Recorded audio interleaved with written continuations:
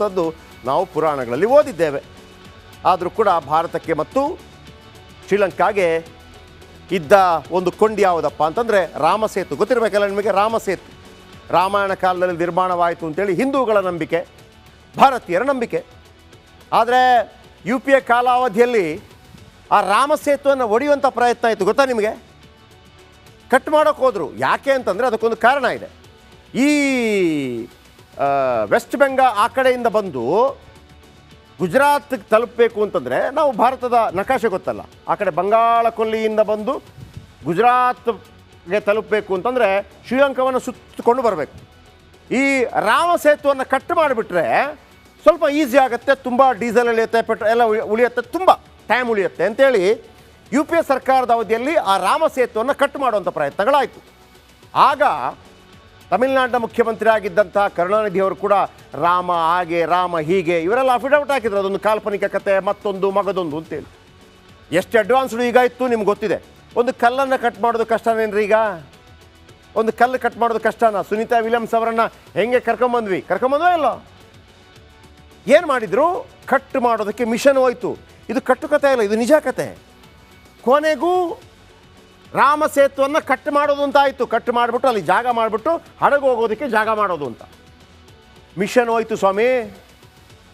Mission ಶುರು ಮಾಡ್ತು. ಏನು ಕಟ್ ಮಾಡೋದಕ್ಕೆ ಯಾವ ಥರ ಇರುತ್ತೆ ಅಂದರೆ ಅದು ಇರ್ಬೋದು. ಈಗ ನೀವು ಮೆಟ್ರೋದಲ್ಲಿ ನೋಡಿಲ್ವಾ ಹೆಂಗೆ ಸುರಂಗ ತೋಡ್ಕೊಂಡು ಹೋಗುತ್ತೆ, ಅದೇ ಥರ ಕಟ್ ಮಾಡೋ ಮಿಷನ್ ಎಲ್ಲ ಬಂತು ಸಮುದ್ರದಲ್ಲಿ. ಏನಾಗಿರ್ಬೋದು? ಮಿಷನ್ ಯಾವ ರೀತಿ ಢಮಾರಾಗೋಯ್ತು, ಯಾವ ರೀತಿ ಹಾಳಾಗೋಯ್ತು ಅಂತಂದರೆ ರಾಮಸೇತುವನ್ನು ಕಟ್ ಮಾಡೋ ಪ್ರೋಗ್ರಾಮೇ ಕೇಂದ್ರ ಸರ್ಕಾರ ಕ್ಯಾನ್ಸಲ್ ಮಾಡಿಬಿಡ್ತು. ಇದು ಕಟ್ಟುಕತೆ ಇಲ್ಲ, ಸತ್ಯ. ಅಂಥ ಶ್ರೀಲಂಕಾ ಒಂದು ಹೇಳಿ ನಮ್ಮ ಜೊತೆ ಚೆನ್ನಾಗೇ ಇತ್ತು. LTT ಉಗ್ರ ಉಪಟಳ ಇತ್ತು, ಮತ್ತೊಂದಿತ್ತು. ಬರ್ಬಾದಾಗೋದಕ್ಕೆ ಶುರುವಾಯಿತು. ಪಾಪ ಈ ರಾಜೀವ್ ಗಾಂಧಿ ಇದ್ದಾಗ ಶಾಂತಿ ಪಾಲನಾ ಸೇನೆಯನ್ನೆಲ್ಲ ಕಳಿಸಿದ್ರು, ಅವರ ತಲೆಗೆಲ್ಲ ಹೊಡೆದಿದ್ರು 91ನಲ್ಲೆಲ್ಲ. ಅಲ್ಲೆಲ್ಲ LTTಯನ್ನು ಮಟ್ಟ ಹಾಕೋದಕ್ಕೆ ಇವರು ಭಾರತ ಸೈನ್ಯವನ್ನು ಕಳಿಸಿದರು. ಆ ಭಾರತ ಸೈನ್ಯವನ್ನು ಕಳಿಸಿದ್ದಕ್ಕೆ ಈಗಲೂ ನಿಮಗಿದೆ, ರಾಜೀವ್ ಗಾಂಧಿಗೆ ಅಲ್ಲಿ ಹೋದಾಗ ಗೌರವ ವಂದನೆ ಕೊಡ್ತಾರಲ್ಲ, ಆ ಒಬ್ಬ ಸೈನಿಕ ಏನು ಮಾಡ್ತಾನೆ, ಅವನ ಉದ್ದದ ಇದಿರುತ್ತಲ್ಲ, ಏನಂತಾರೆ ಗನ್ನ, ಪಿಸ್ತೂಲ್, ರೈಫಲ್ ನೋಡಿದ್ದೀರ ನೀವು ಅದನ್ನು? ಅವರು ಶಾಂತಿ ಸೇನೆಯನ್ನು ಕಳಿಸಿದ್ರು, ಭಾರತ ಸೇನೆಯನ್ನು ಕಳಿಸೋದು LTT ವಿರುದ್ಧ ಹೋರಾಡ್ರಪ್ಪ ಅಂತೇಳಿ. ಅದಕ್ಕೆ ಆ ಸೈನ್ಯದಲ್ಲಿದ್ದ ಒಬ್ಬ ಗೌರವ ವಂದನೆಯನ್ನು ಕೊಡ್ತಾ ಇದ್ದ. ಗೌರವ ವಂದನೆ ಕೊಡ್ತಾ ಇರಬೇಕಾದ್ರೇ ಆ ರೈಫಲನ್ನು ಹಿಂಗೆ ತಿರುಗಿಸಿ ರಾಜೀವ್ ಗಾಂಧಿಯ ತಲೆಗೆ ಒಂದೇ ಪೆಟ್ಟು. ಯೂಟ್ಯೂಬಲ್ಲಿದೆ, ರಾಜೀವ್ ಗಾಂಧಿಯ ತಲೆಗೆ ಒಂದೇ ಪೆಟ್ಟು. ಆಗ ರಾಜೀವ್ ಗಾಂಧಿ ಜೊತೆಗಿದ್ದವರು ಸಡನ್, ಆಮೇಲೆ ರಾಜೀವ್ ಗಾಂಧಿ ಅದಕ್ಕೆ ಈ ಥರ ಕೈ ಕೊಡ್ತಾರೆ. ನೀವು ವಿಡಿಯೋದಲ್ಲಿ ಹುಡುಕಿ, ಭಾಳ ಚೆನ್ನಾಗಿದೆ.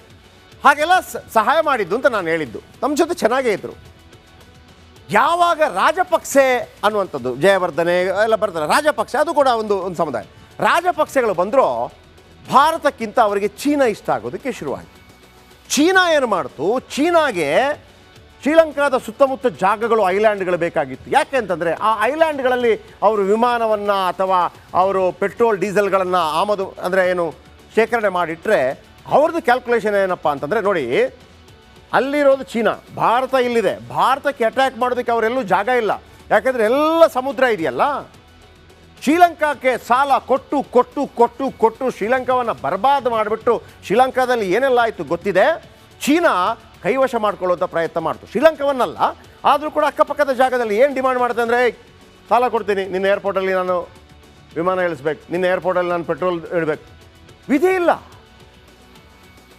ಇಂಥ ಸಂದರ್ಭದಲ್ಲಿ ಲಂಕೆ ಸಹಾಯದಿಂದ ಚೀನಿಯರು ಭಾರತದ ಪಕ್ಕಕ್ಕೆ ಬಂದು ಕುಳಿತಿದ್ದರು. ಇದೀಗ ಪ್ರಧಾನಿ ಮೋದಿ ಸಂಬಂಧ ಸುಧಾರಣೆ ಕೆಲಸಕ್ಕೆ ಕೈ ಹಾಕಿದ್ದಾರೆ. ಶ್ರೀಲಂಕಾಗೂ ಅನಿಸಿರ್ಬೋದು ಭಾರತವೇ ಬೆಸ್ಟು, ಅಂದು ಇಂದು ಎಂದೆಂದು ಅಂತೇಳಿ. ಏನಾಯಿತು ಬನ್ನಿ ಒಂದು ರಿಪೋರ್ಟ್.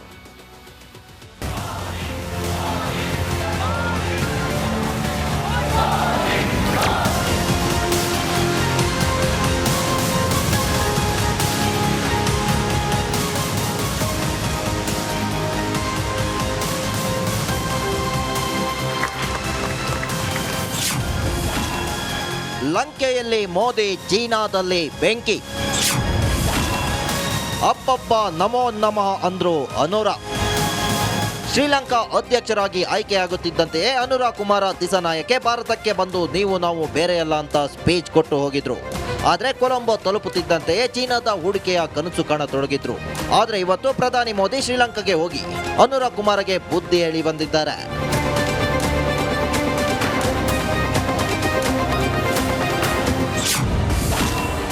ನರೇಂದ್ರ ಮೋದಿಗೆ ಲಂಕೆಯ ಅತ್ಯುನ್ನತ ಗೌರವ.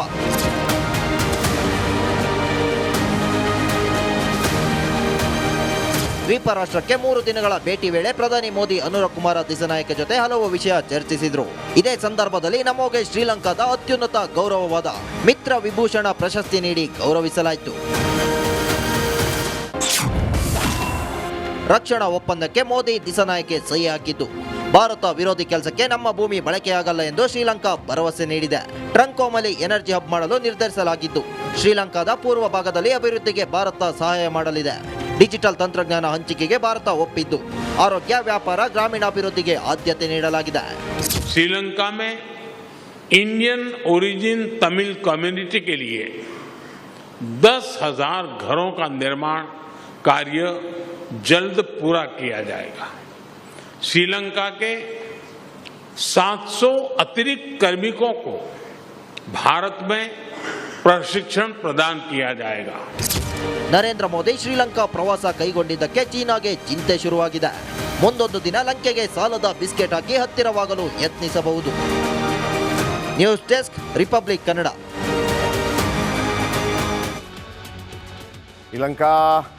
ಶ್ರೀಲಂಕಾದಲ್ಲಿ ಅನೇಕ ಭಾರತೀಯ ತಮಿಳರಿದ್ದಾರೆ. ತಮಿಳುನಾಡಿಂದ ಹೋಗಿ ಶ್ರೀಲಂಕಾದಲ್ಲಿ ಸೆಟ್ಲ್ ಆದವರಿದ್ದಾರೆ. ಹಾಗೆ ಸೆಟ್ಲ್ ಆಗಿ ಜಾಫ್ನಾ ಪ್ರದೇಶದಲ್ಲಿ ನಮಗೆ ಪ್ರತ್ಯೇಕ ರಾಜ್ಯ ಬೇಕು ಅಂತೇಳಿ ಹೋರಾಟ ಮಾಡಿದರು. ನಿಮಗೆಲ್ಲ ಗೊತ್ತಿರ್ಬೋದು. ವೇಲುಪಿಳ್ಳೆ ಪ್ರಭಾಕರನ್, ಕ್ಯಾಪ್ಟನ್ ಪ್ರಭಾಕರ್ ಅಂತೇಳಿ ಭಾಳ ಫೇಮಸ್ಸು. ಹೋರಾಟ ಮಾಡಿ ಕೊನೆಗೆ ಅವರನ್ನು ಕೊಲ್ಲಲಾಗುತ್ತೆ. ಅವರ ಪುಟ್ಟ ಮಗನನ್ನು ಕೂಡ ಕೊಲ್ಲಲಾಗುತ್ತೆ. ಜಾಫ್ನಾ ಸಿಗೋದಿಲ್ಲ.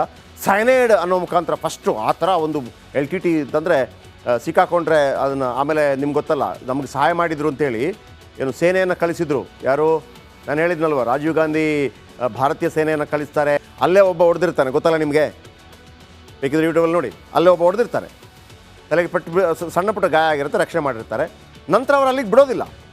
ಶಿವಾರಸನ್ ಮತ್ತು ಶೋಭಾ ಅನ್ನೋಳು ಬಂದು ಶ್ರೀಪೆರಂಬುದೂರಿನಲ್ಲಿ ರಾಜೀವ್ ಗಾಂಧಿಯನ್ನು ಕೊಂದೇ ಬಿಡ್ತಾರೆ ರಾಜೀವ್ ಗಾಂಧಿಯನ್ನು. ಆ ಥರ ಟೆರರಿಸ್ಟ್ಗಳು. ಆಮೇಲೆ ಅವ್ರದ್ದೆಲ್ಲ ಸರ್ವನಾಶ ಆಗೋಗುತ್ತೆ. ಅದೆಲ್ಲ ಬೇರೆ ವಿಚಾರ. ಈಗ ಒಂದು ವಿಚಾರಕ್ಕೆ ಬರ್ತೀನಿ ಕೇಳಿ. ಈ ನರೇಂದ್ರ ಮೋದಿ ಮುಸ್ಲಿಮರ ವಿರೋಧಿ ಅಂತ ವಿರೋಧ ಪಕ್ಷಗಳು ಸಾಕಷ್ಟು ಹೇಳ್ಕೊಳ್ತಾ ಇರ್ತದೆ. ಆದರೆ ಆಶ್ಚರ್ಯ ಏನಪ್ಪ ಅಂತಂದರೆ, ಇವರಿಗೆ ಅತ್ಯುನ್ನತ ಗೌರವವನ್ನು ಕೊಟ್ಟಿದ್ದೇ ಮುಸ್ಲಿಂ ರಾಷ್ಟ್ರಗಳು. ಅದೆಂಗೆ? ಮುಸ್ಲಿಂ ವಿರೋಧಿ ಆದರೆ ಮುಸ್ಲಿಂ ರಾಷ್ಟ್ರಗಳು ಕೊಡಬಾರ್ದಲ್ವಾ? ಯಾರೆಲ್ಲ ಕೊಟ್ಟಿದ್ದಾರೆ ನಿಮ್ಗೆ ಲಿಸ್ಟ್ ಹೇಳಲ್ಲ, ಒಂದು 20 ಜನ ಹೇಳ್ತೀನಿ. Order of king Abdul Aziz, ಅತ್ಯುನ್ನತ ಗೌರವ ಯಾರ್ದು? Saudi Arabia. ಮುಸ್ಲಿಮರ ಪರಮ ಪವಿತ್ರ ರಾಷ್ಟ್ರ, ಮದೀನಾ ಮೆಕ್ಕಾ ಇರುವಂಥ ರಾಷ್ಟ್ರ ಯಾವುದು? Saudi Arabia. ಅದು ಕೊಟ್ಟಿದೆ. ಯಾವುದು? Order of king Abdul Aziz. ಆಮೇಲೆ Afghanistan, order of Amanullah Khan. Number 3, order of the state of Palestine ಕೊಟ್ಟಿದೆ. ಆರ್ಡರ್ ಆಫ್ ಎಜುದ್ದೀನ್, ಮಾಲ್ಡೀವ್ಸ್ ಕೊಟ್ಟಿದೆ.